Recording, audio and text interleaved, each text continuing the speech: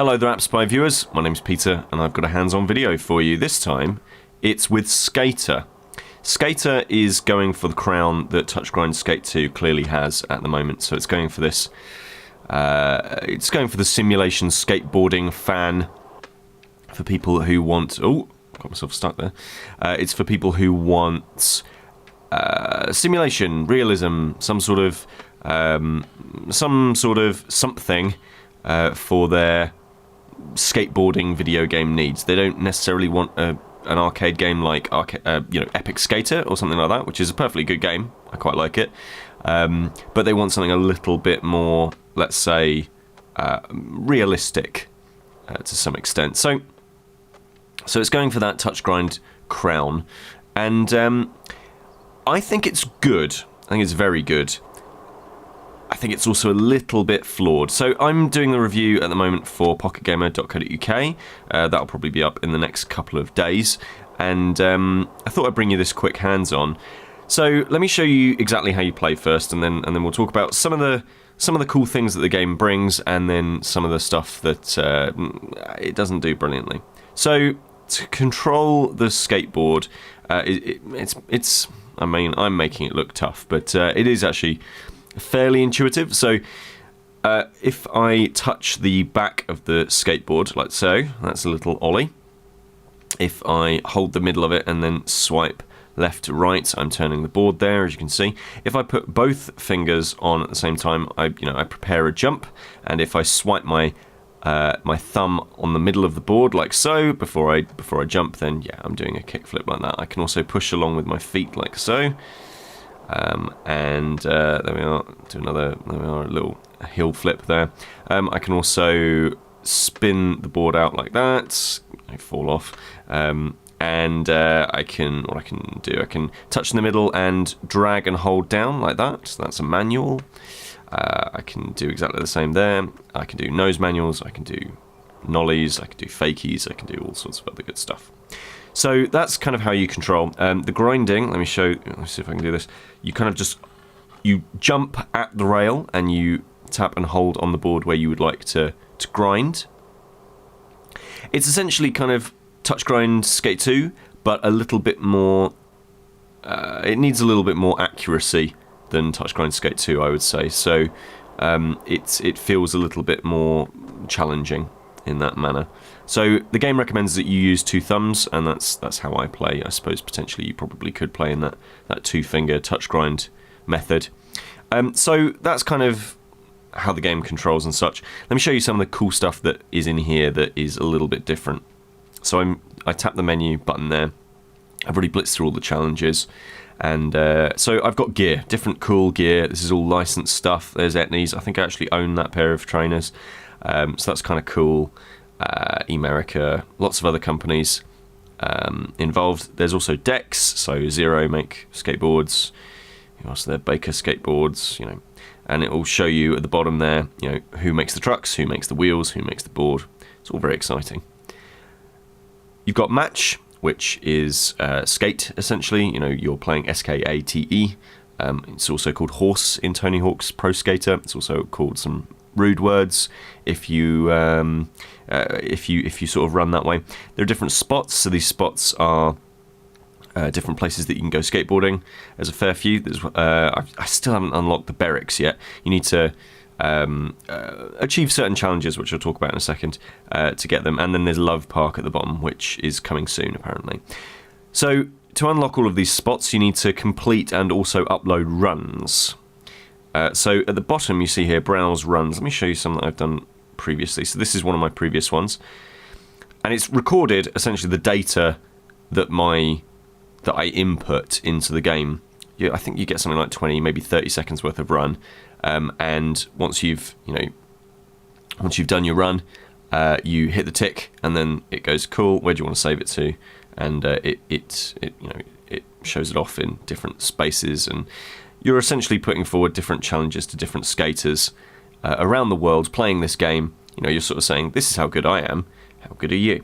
And you can find out exactly how good they are, because if I tap one of these are different challenges that I have to try and to try and surmount. So let's see whether or not I can take on this heel flip. So to do that, I simply press play, and at the top left, it's showing me exactly what moves they are, so I know that I've got to do certain things.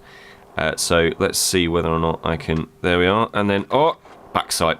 Didn't quite do the grind, so I think I jumped a little bit too early. So let me see whether or not I can do this again.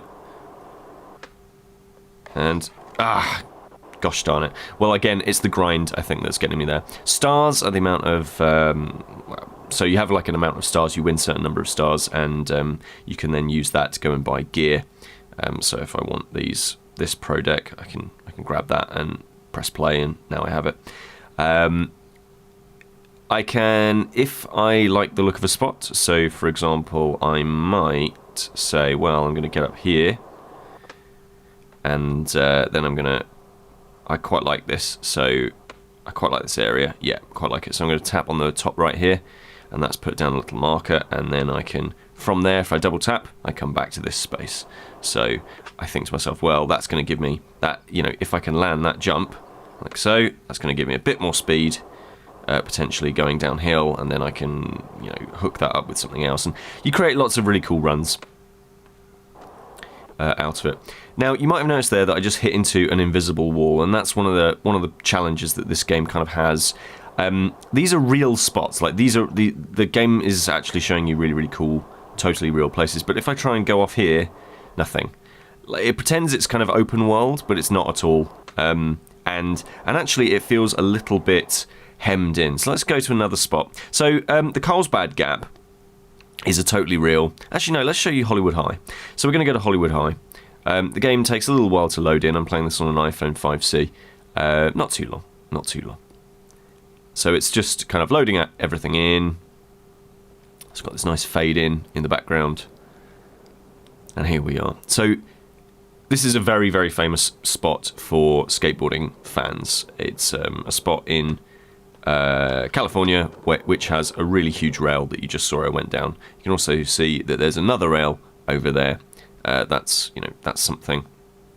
That's like a second rail, basically. So the whole idea is that you're using this spot to, you're sessioning it, right? Like, you're just sessioning it, and that's awesome. Like, I really like this idea of real spaces and how you then go about using those spaces. I think that is really clever. However, it's a really limited area. I mean, like, so there's this area. There is. Let me go around here. So there's. Whoop. Oh, didn't manage to get down. There's this area. There isn't anything more to this area. It's just a little fenced-off area. That's it, and that's a whole, spot for you to. For you to practice on. Like, that's a whole area. There's nothing really else here at all. There's this bit, I suppose. Yeah, I guess, but it's it's not really worthwhile. And if I want to go outside, out of here, nope, invisible wall.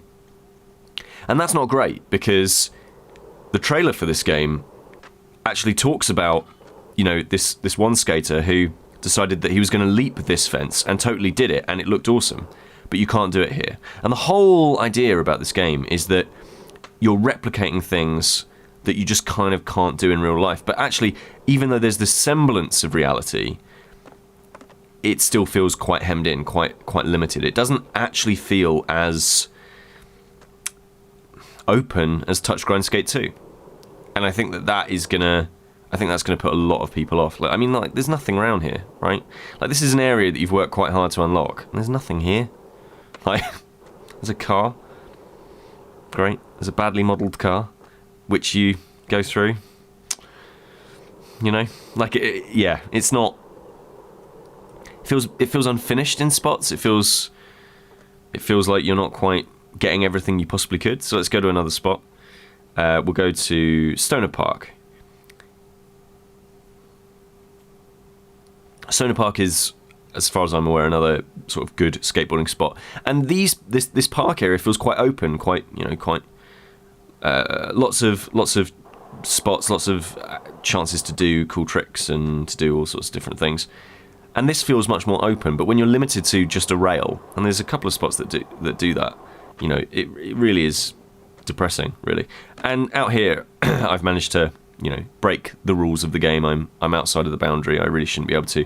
And it's not like Tony Hawk's where you could grind on the guttering of that building, and that was really cool, and that was the reason that you could get out there. It's just, you know, you've just got out there by accident because they haven't put in the actual coding for the wall. So that's quite depressing, because again, like, it's a game that wants to try to replicate the culture and all of that sort of thing, and actually it doesn't really often give you the opportunity to fully do that. One of the other things I have found, and maybe this is just me not being very good at the game, but I can't dark slide. So dark sliding is where you flip the board upside down during a kickflip like that, and the idea is that you catch it on the wood with your feet, and then you grind on a rail or a ledge or whatever it is against the tape of the board. It's a very complex trick, but it is something that can be done. And again, it's something that can be done in Touch Grind Skate 2, but it's not something that can be done here. And that feels, it just feels like it's an aspect of the game that's kind of been left out, which is, you know, not brilliant.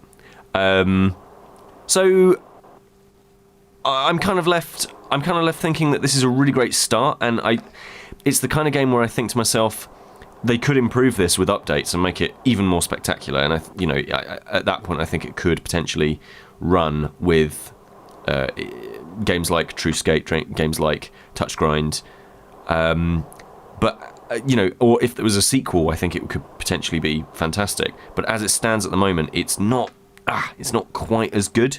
And I think if you've got Touch Grind and you're looking for something similar, you know, maybe this is going to be the game for you. But if you tried Touch Grind and you were like, nah, this isn't going to change your mind, because it's a slightly more hemmed in version of that game.